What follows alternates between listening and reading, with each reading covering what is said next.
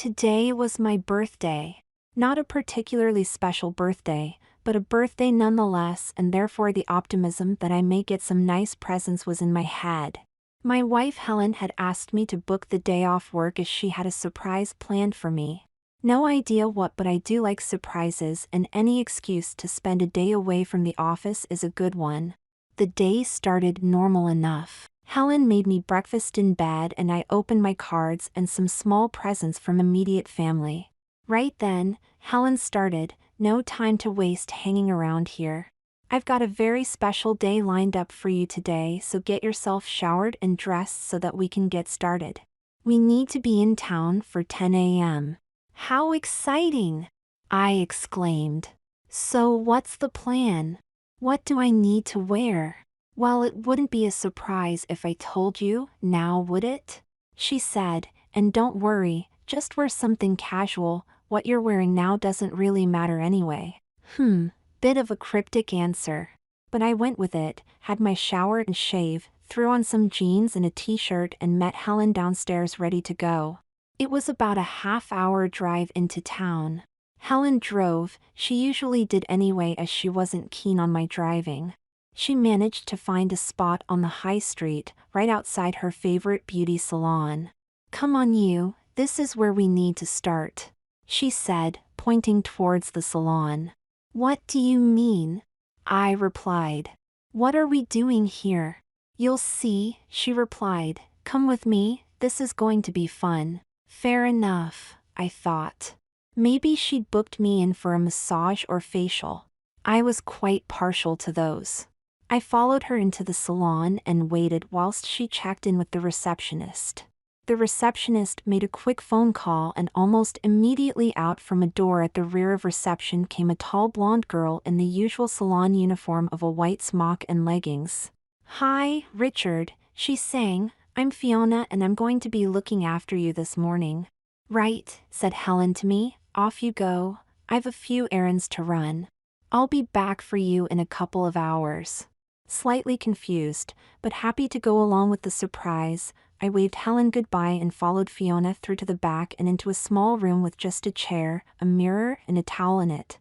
She handed me a pair of paper pants, asked me to remove my clothes and put the pants on, wrap myself in a towel, then come through to the treatment room for my treatments to begin. With that request, she left me on my own. Yes, I thought, Helen's booked me a full-body massage.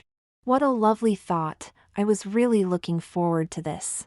I quickly removed my clothes, put on the pants and stepped out of the room. Fiona was waiting for me and I followed her into the treatment room, instinctively lying on the treatment bed in the middle of the room. "Okay, we're gonna start today with your full body waxing." Fiona explained. "What?" I exclaimed, sitting up. "No, you're mistaken. I'm here for a massage, right?" "Nope, that's not what's booked in. We've been given strict instructions by your wife. We're to start with a full wax, followed with a makeover, manicure and wig fitting. I know it's unusual, you being a guy and all, but the orders were very specific." "I'm not sure about this. I'm just going to get dressed again and go check with my wife," I stuttered. "Don't think you'll have much luck there," Fiona explained. "We were also under instruction to take your clothes from the changing room as soon as you were out, bag them up and deliver them to your wife. They've probably already left the salon.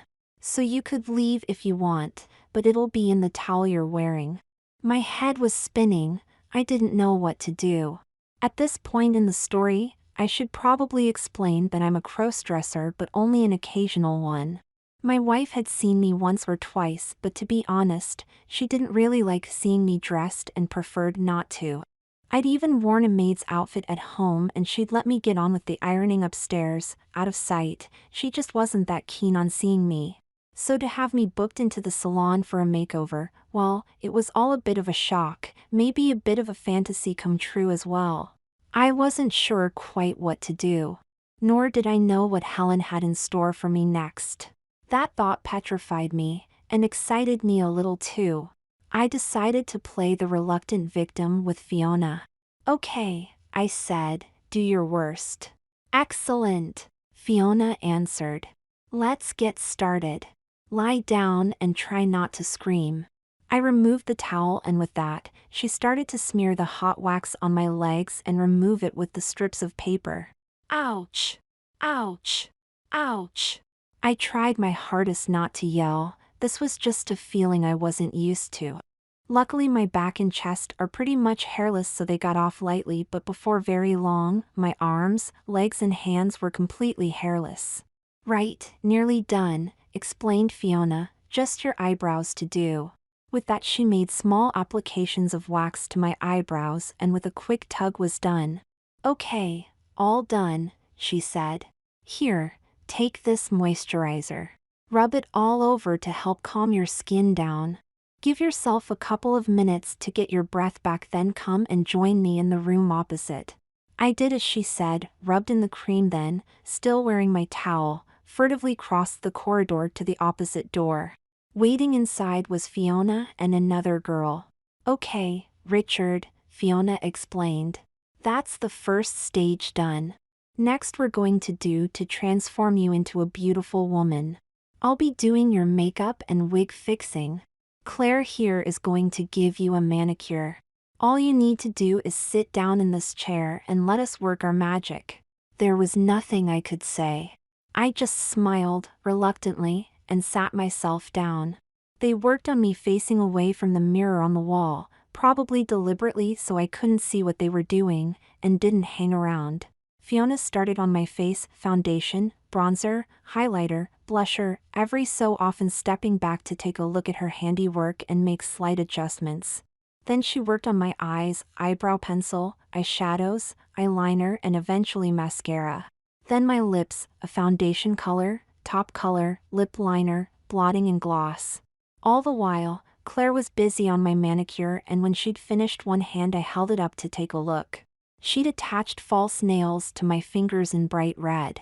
I was shocked to see the sight at the end of my now hairless hand, making my fingers look so feminine. She started work on my other hand. Fiona awoke me from my stunned silence. I think we've got your face looking great, Richard, though I must say you don't really look like a Richard anymore, she laughed. Now for your hair. So what do you fancy being? Blonde? Brunette? I stammered. I really don't mind. I didn't want to appear like I was enjoying this too much. In one way I was, all this feminine pampering, but I was still nervous about where all this was going to end. Okay, let me choose for you, Fiona said. I think with your coloring, you'd make a great blonde. And they do say blondes have more fun. With that she let out a little giggle at my embarrassing position. Fiona briefly left the room and returned with a blonde wig on a polystyrene head. She placed a wig cap on my head, applied some spirit gum to my forehead, and before I knew it, she'd pulled the wig tight over my head. She frowned as she concentrated on applying makeup to the hairline at the front. To make it look seamless, she explained to me. Right, she said abruptly.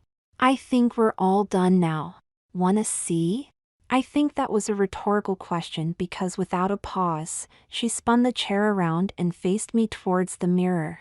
Well, I think it was a mirror, because at first I thought it was a photo of a stunning blonde woman. That was until I let a wow out of my mouth and she copied me. I raised my eyebrows and her thin feminine brows did the same. I was speechless with how I looked.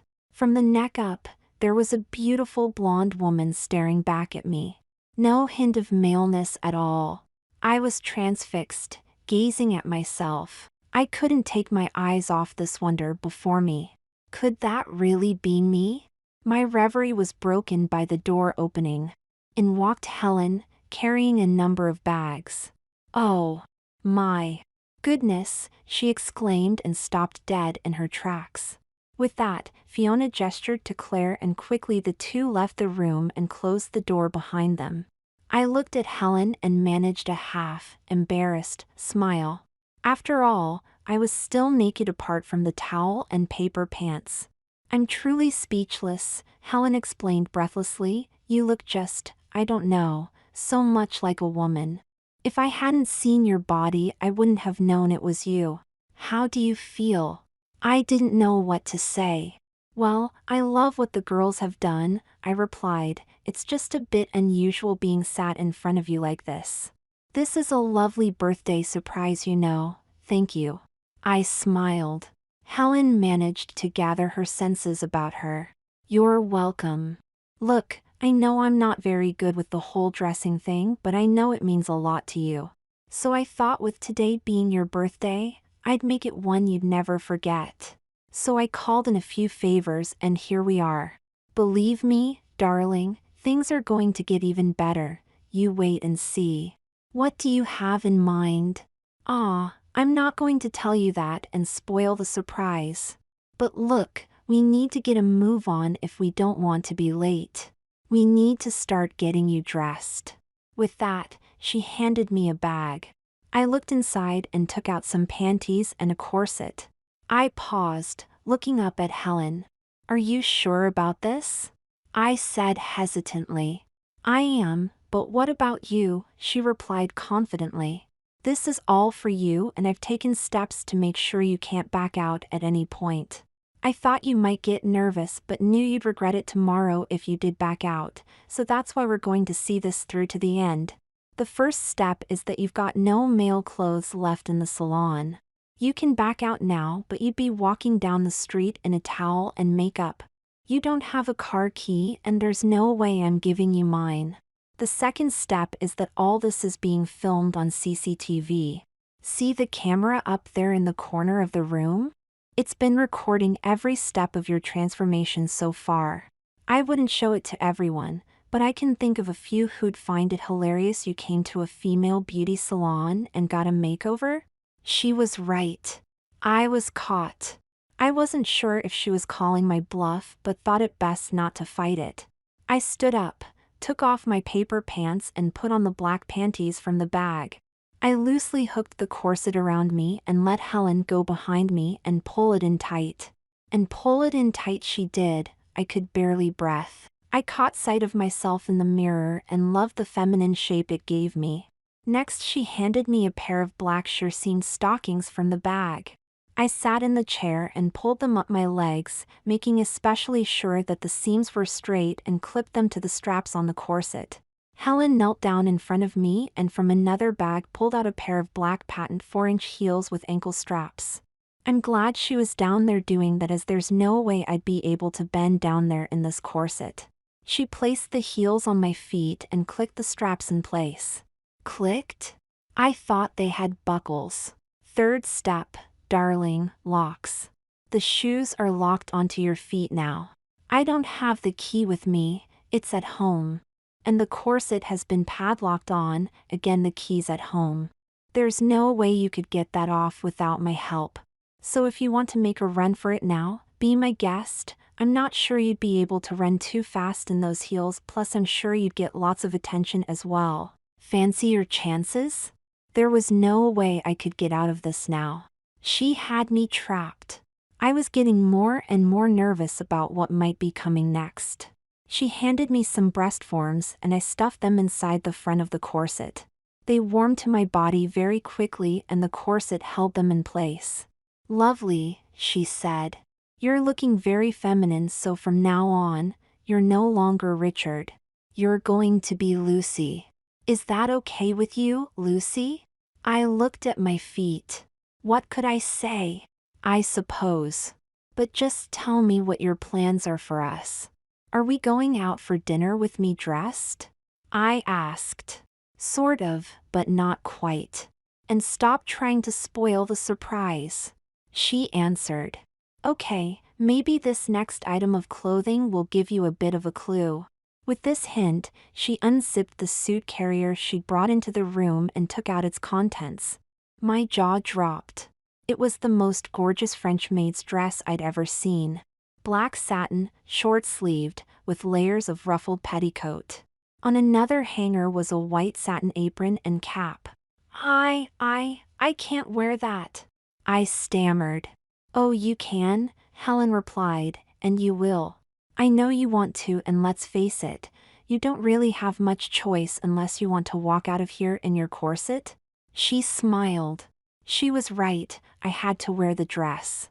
Secretly, I was dying to get into it. But then what? There was only one way out of the salon, and that was out the front door into the street. And then what? Back home to do some ironing? Well, it's been fun and all that, but I never planned to do any ironing on my birthday. I think Helen picked up on my thoughts as she took the dress off its hanger to hurry me along. Come on, Lucy, haven't got all day. We've got another appointment yet, she demanded as she held the dress open for me. I stepped in and pulled it up, feeding my arms through the lacy sleeves. I turned around and let Helen zip me up. I felt the dress encase me tightly as she fiddled around with the zip at the back of the neck. Fourth step, Lucy, the zip of your lovely maid's dress is firmly fixed in place and tucked away into a hidden lock. I'm sure you can guess where the key is. There was mischief in her voice now. I stepped into the petticoat and pulled it out, forcing the skirt of the dress to flare outwards. It barely covered my stocking tops, I noticed as I caught sight of myself in the mirror. Provided I stayed vertical, I was probably okay. God help me if I had to bend down for anything. Helen caught sight of me looking at myself in the mirror. I caught sight of her too. She had a smile on her face like that cat that got the cream as she tied the apron around my waist and the small cap to my head. She took some earrings from her bag and attached those to my ears. There, she smiled, all done. Take a look in the mirror. How does that feel? I turned to look at my full-length reflection in the mirror. From the black patent heels, the sheer black stockings, the frothy hem of my petticoat under my figure-hugging satin maid's dress, my hourglass figure and up to my exquisitely made-up face and perfect hair. I have to say it, I looked stunning. I was speechless. My knees weakened at the sight before me and it took some effort to stay upright. The flash going off out of the corner of my eye soon took me back to reality. It fired again. Lovely Lucy, the French maid. Helen laughed. Just think what I could do with these photos. I've no end of friends who'd book you for their parties, you know. Ha ha. I looked at Helen. I was nervous now. You wouldn't, would you? I mean, it's an exciting thought, but I've never really been out dressed like this before. I'm not sure how I'd do. It's a scary thought. There was a tremble in my voice as I said this. My voice was softer, feminine, more vulnerable. Well, let's wait and see how today goes, shall we? She answered cryptically. Come on then, let's go. My car's outside. I panicked.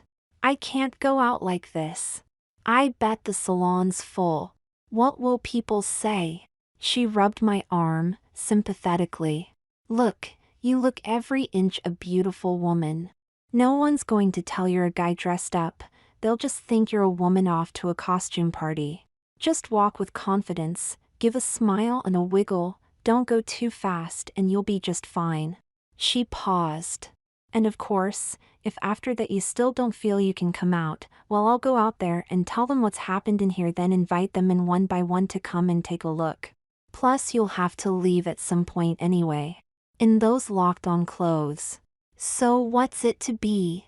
She was deadly serious. What could I do? I had to get back to the car somehow and the only way was through the salon. Okay, I said softly. I'll come with that. Helen held the door open for me to walk through. I left the safety of the room and nervously walked, trying to concentrate on a feminine wiggle. First into the hallway at the rear of the salon, then through the door at the end which opened into the main salon. Deep breath, grab the handle, push and through. At first, no one noticed. Then I started to get looks. And a few wows. Lots of smiles. A couple of you look amazing. I smiled back and kept on walking, mortified with embarrassment inside but hoping the layers of makeup would hide it. I stopped at the reception where Fiona was waiting. Helen caught up with me and greeted Fiona. Hi-fi. Well, I think you've done an amazing job with Lucy here. She looks absolutely stunning. Aw, thanks, Hel. No problem at all. It was a real challenge, but I think it worked out fine. I'm sure Lucy will have a great time. She emphasized my girly name, and somewhere under the layers of makeup, I'm sure I went beetroot red as I wished the ground would open up and swallow me. Well, thanks anyway. Put the treatments on my account and I'll settle up with you next time I'm in, said Helen. No worries, Fi. Have a great time, Lucy, Fiona answered. I looked at Fiona, smiled a thank you. Helen walked round me to open the door and held it open for me. I could still feel the gaze of most of the women in the salon as they eyed me up, whether it was with knowing looks, admiration, or jealousy. I wasn't sure, but it was certainly a look I wasn't used to. I walked through the door to the salon and out into the street. I suddenly became immensely aware of the shortness of my dress as the cool breeze started to whip around my legs. Helen fired the central locking for the car up and I quickly got in the passenger side, trying my best to be elegant and not flash too much stocking top or knicker as I did so. Not an easy task. Nor was putting on a seatbelt when you've acquired breasts and long fingernails. Helen was enjoying this. I could see her smiling at me as I struggled. She started the engine, slipped the car into gear, and we drove off. So are we going home now? I asked. No. Not for a long time, Lucy. There's lots to do between now and then, she answered. Like what? Can't we go home now? This has been fun, I've had a lovely time, but can't we go back home and I'll do some maiding for you? I'll do the ironing, I pleaded. She was having none of it. Not on your Nelly, baby. You just sit back and enjoy the ride, we'll be there for the next part of your birthday treat in 10 minutes, Helen teased. She wasn't going to let on what was next and certainly wasn't going to let me off the hook, so I just shut up and let her get on with driving. We drove for a short while before I noticed we'd turned off the main road and into the gates for the manor house. I knew this place, though I'd never been myself. It was an old stately home that had been converted into a hotel and restaurant a few years back, and with the recruitment of a talented chef had become quite a draw across the county. It had a lovely long sweeping driveway. As we drove down, I noticed the temporary signs up announcing they were having a French food festival and today was the opening day. What are we doing here? I asked. I hear it's a lovely restaurant, but I can't go in dressed like this, French festival or not. Helen didn't reply, but rather than follow the drive down to the main entrance, she took a fork to the right that was signposted staff and deliveries. I looked at Helen as the butterflies in my stomach leapt at the prospect of what might happen next. She pulled up round the back of the house, and no sooner had she pulled up, a smartly dressed man came running from the nearest doorway. He opened my car door. Finally, he announced, you're here at last. Come on, Lucy, you're late and we're halfway through lunch service. It's not easy being a head down, so get your skates on and get in there. He pointed toward what I assumed was the kitchen. I looked at Helen, half bewildered, in a state of panic and half questioning. I felt my lips silently mouth the word help. Now, Lucy, she said with a matronly tone in her voice, Len here has kindly offered to give you work experience in the restaurant like I explained to you. You need to get big names like this place on your CV if you're to break into this industry. I know the uniform might feel a bit demeaning, but don't worry. All the other waitresses will be dressed the same, and it's all to promote the French festival. My heart was now beating double time. I could feel Len behind me looking at his watch. I could see Helen ahead of me, the look in her eyes which said I should do exactly as she said if I wanted to get through this without being publicly exposed.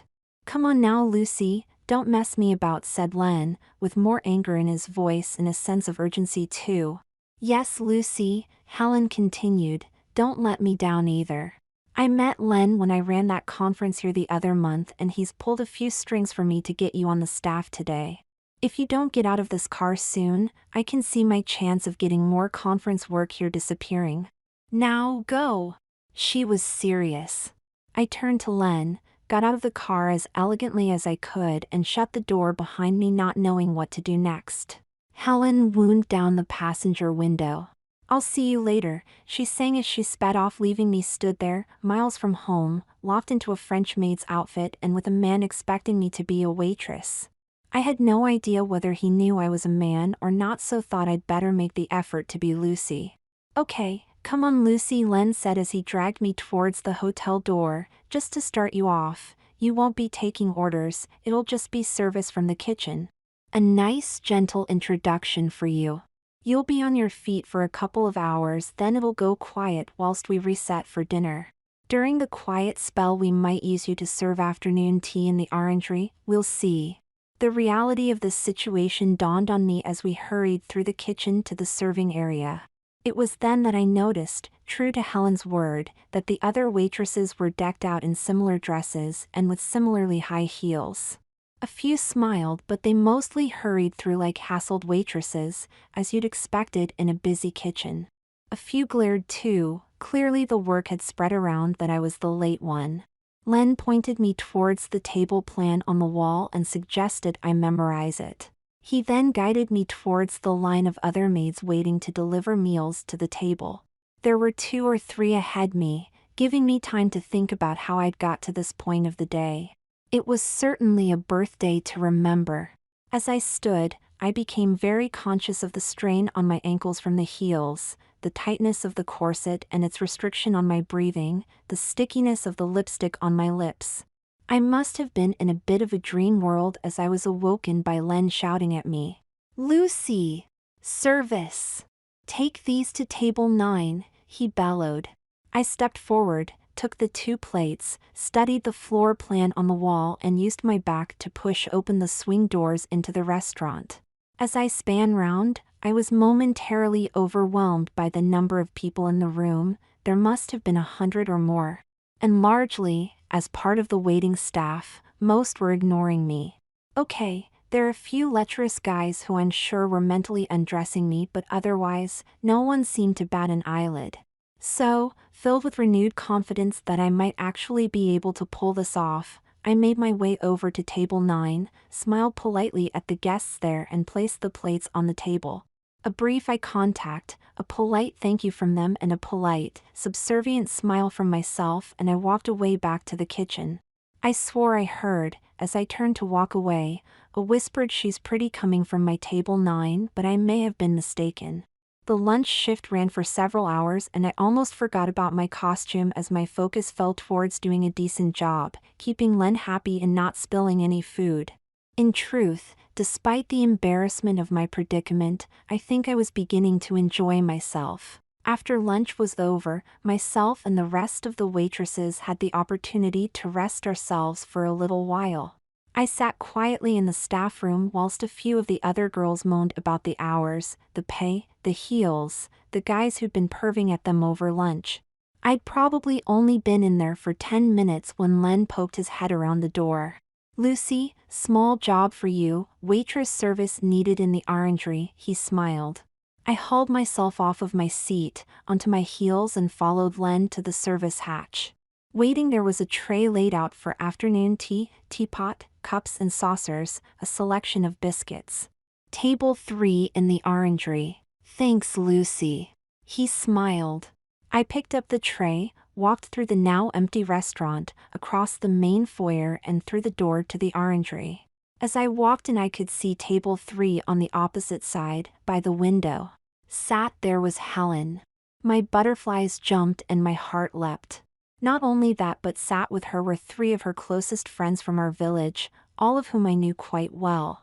My lips started trembling and my feet were rooted to the spot whilst my brain tried its best to figure out what to do next. Then Helen started waving at me. Waitress! Over here please, she commanded. I was trapped now. Oh God, how I wish I could just walk away. How could I carry this off in front of her friends? I looked at Helen. She looked back to me glaring. I noticed that her fingers were idly playing with a chain around her neck and I could just about make out that on the end of the chain were 3 small keys. Slowly, my legs shaking like jelly, I made my way over to the table and set the tray down. I smiled politely and was about to walk away when Helen looked directly at me. Could you pour for us please? She asked. The dread in my belly was heavy. There was going to be no quick exit from this situation. Certainly, madam, I said as softly as I could. I began to set out the cups and saucers.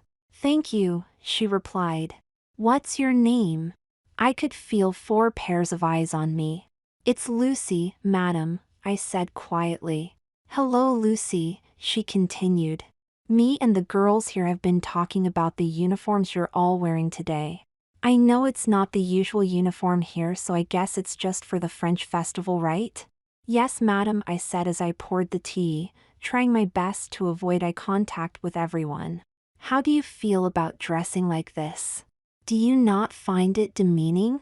Humiliating?" she asked, her gaze burning right through me. "Not really, madam, it's all part of the job," I replied, trying to keep my answers brief. "I mean, it's not like anyone made you dress like this, is it? At the end of the day, you had a choice, right?" "Yes, madam," I answered. I was conscious that as I was bending over to serve the tea, that my stocking tops had gone on display to my side and rear. One of Helen's friends noticed this. "Lucy," Sue asked, "I notice you're even wearing stockings. Did you have a choice about those?" "Not really, madam," I replied. "Wow," Sue continued.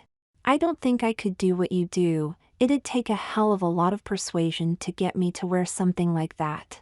"What do you think, Vicky?" she asked across the table. "Definitely," Vicky joined in. "Don't get me wrong, Lucy, you do look lovely in it.